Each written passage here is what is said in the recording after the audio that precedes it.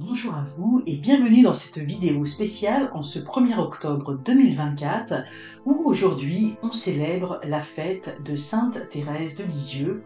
Donc que vous voyez ici, en fait Sainte Thérèse de Lisieux a vécu très jeune, enfin elle n'a pas vécu très longtemps, je veux dire elle est décédée très jeune, mais c'est notamment son livre, ses mémoires, enfin on dit ses mémoires mais c'est des écrits qu'elle a fait sur plusieurs années qui ont été compilés dans ce livre Histoire d'une âme qui a touché beaucoup de monde, notamment par sa simplicité, par sa foi, par tout ce qu'elle dégage d'extraordinaire. Et je vous invite à lire ce livre, même si vous n'êtes pas de confession catholique ou chrétienne, parce qu'on sent tellement de simplicité, d'amour, qu'il y a quelque chose d'extrêmement réconfortant. Ce livre a été vendu, je crois, à plus de 500 millions d'exemplaires, ce qui est énorme, et c'est vraiment ses écrits, tout simple, ce message qu'on lui avait demandé en fait de compiler, de rassembler, qui a fait sa popularité. Alors je voulais aujourd'hui, en cette journée spéciale, tirer les cartes et puis simplement de nous connecter avec Sainte Thérèse de Lisieux et de lui demander de nous apporter tout simplement un message. Alors pour ce faire, je vais utiliser comme à l'accoutumée le tarot de Marseille de Nicolas Convert et j'avais envie d'utiliser un oracle simple, en lien avec la nature, quelque chose de simple à l'image de Sainte Thérèse. Et je dois vous avouer que cet oracle, je crois que ça va devenir mon oracle fétiche parce que je trouve qu'il délivre des messages extraordinaires. Alors on va faire tout simplement un tirage à 3 cartes et on va demander à Sainte Thérèse de Lisieux de nous transmettre un message. Et si vous le voulez bien, ensuite je vous lirai un tout petit extrait de son livre, un extrait qui m'a profondément touché. Euh, et je voulais vous le partager, voilà, partager cette petite lecture, mais ça va être très bref. Combien de temps ça? Donc, le message de Sainte Thérèse.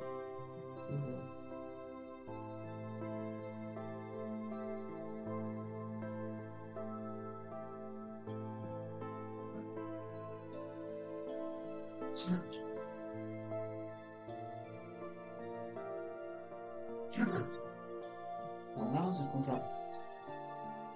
Je vais prendre celle-ci, je vais enlever celle-là aussi.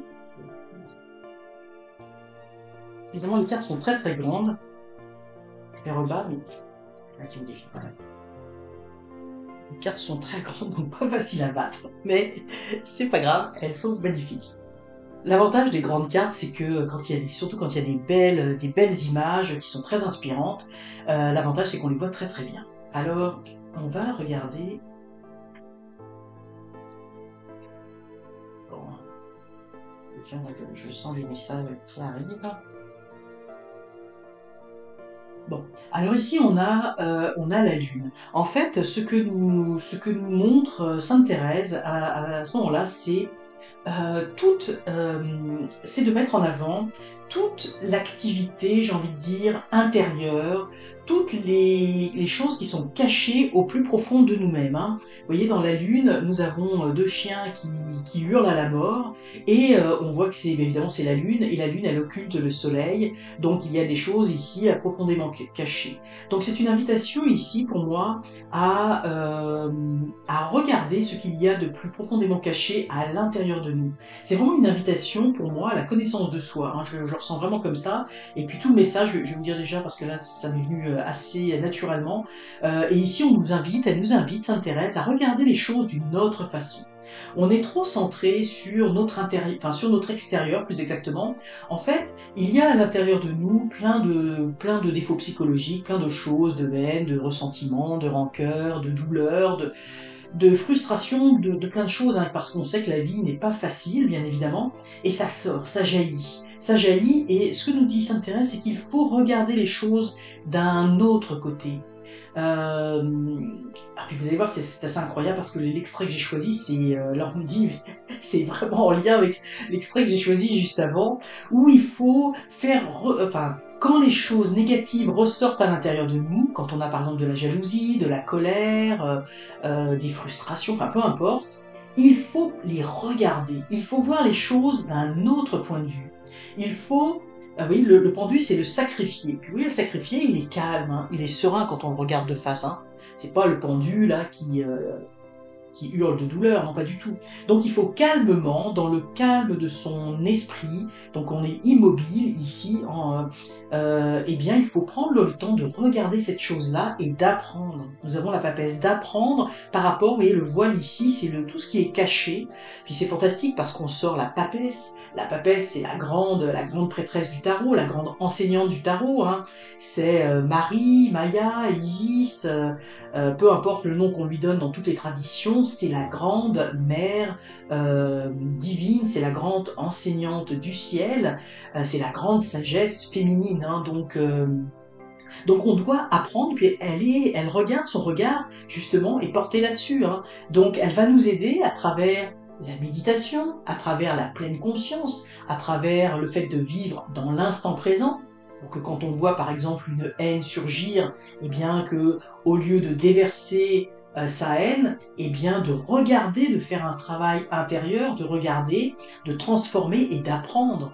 Et pour faire en sorte bien évidemment que cette haine ne sorte pas, hein.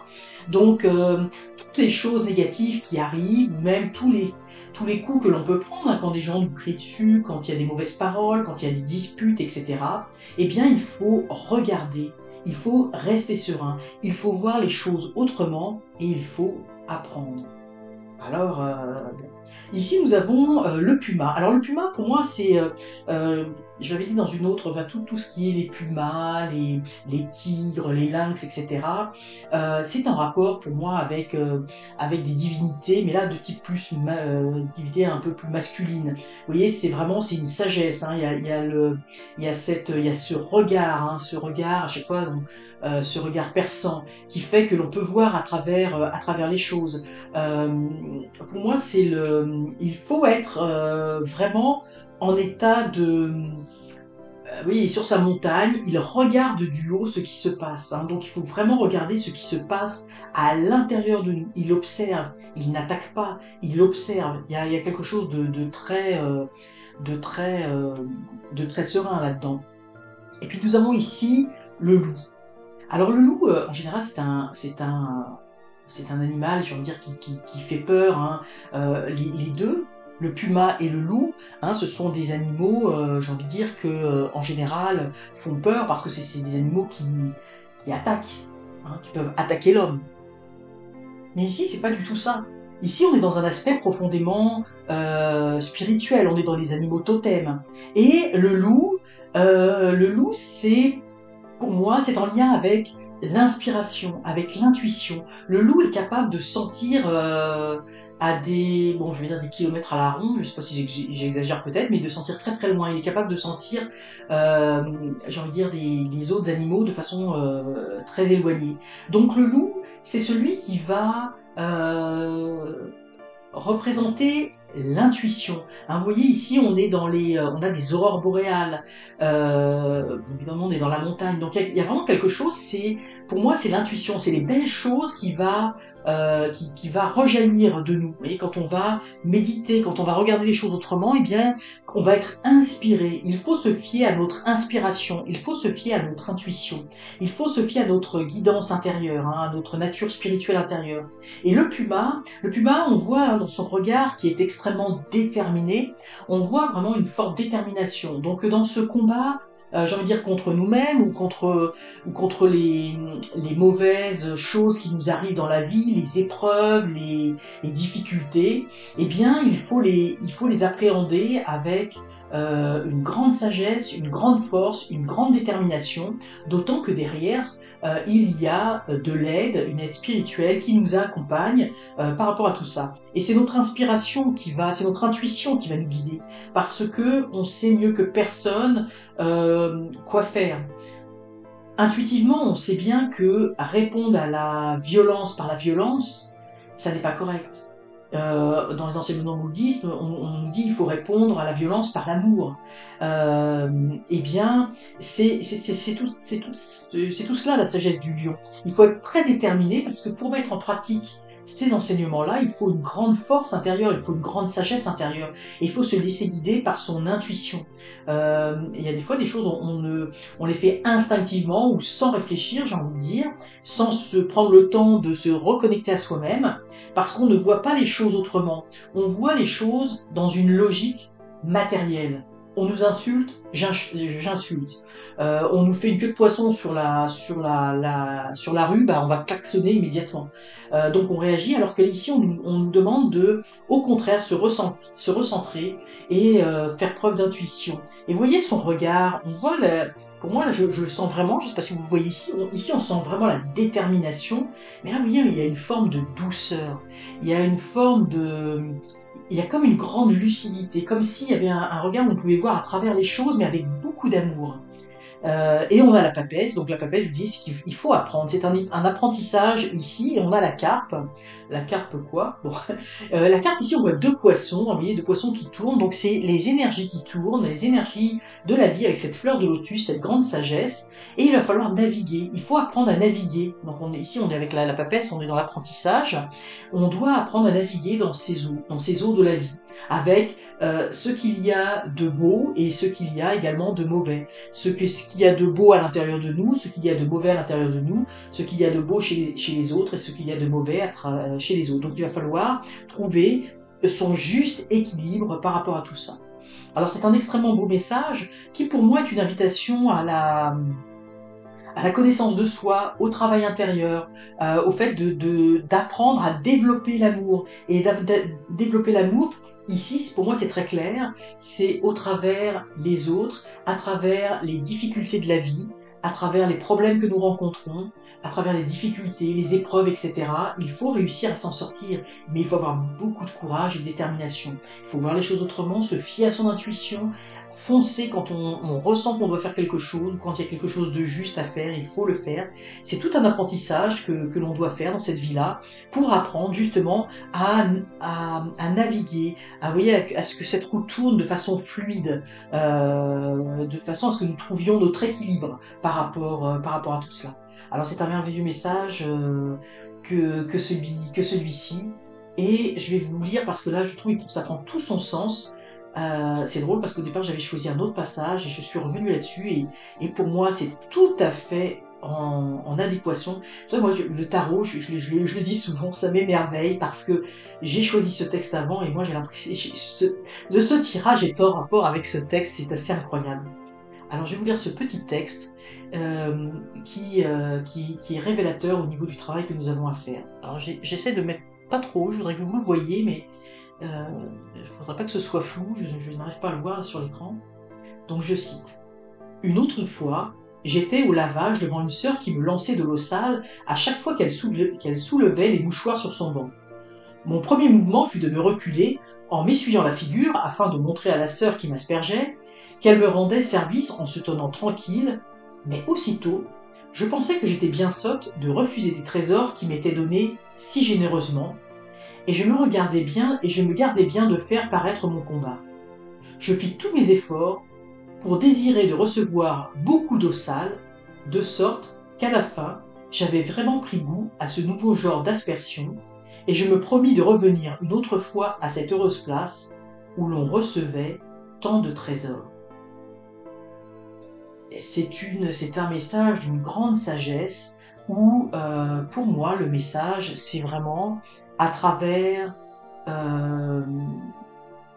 les épreuves, à travers les événements désagréables qui nous arrivent, à travers les événements désagréables que l'on reçoit de nos semblables, puisque là elle parle de sa sœur, et bien évidemment cette eau sale c'est profondément symbolique, c'est les choses sales, les choses négatives, les pensées négatives, les paroles négatives, les actes négatifs, etc. Eh bien il faut apprendre à les recevoir de bonne foi pour apprendre.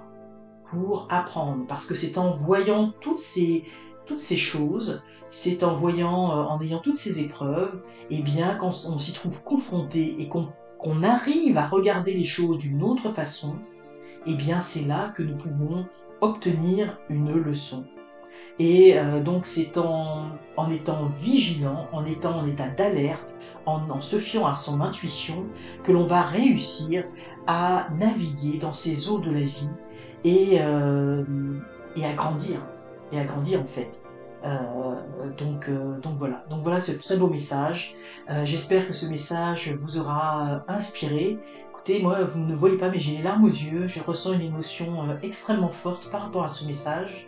J'espère que ce message du fond du cœur vous aura touché autant, et peu importe votre confession religieuse, peu importe si vous êtes athée, c'est un message pour moi intemporel, c'est un message éternel, c'est un message d'amour qui s'adresse à tout le monde, à toute l'humanité. Alors surtout, laissez votre intuition, laissez l'amour guider chacun de vos pas. À très bientôt.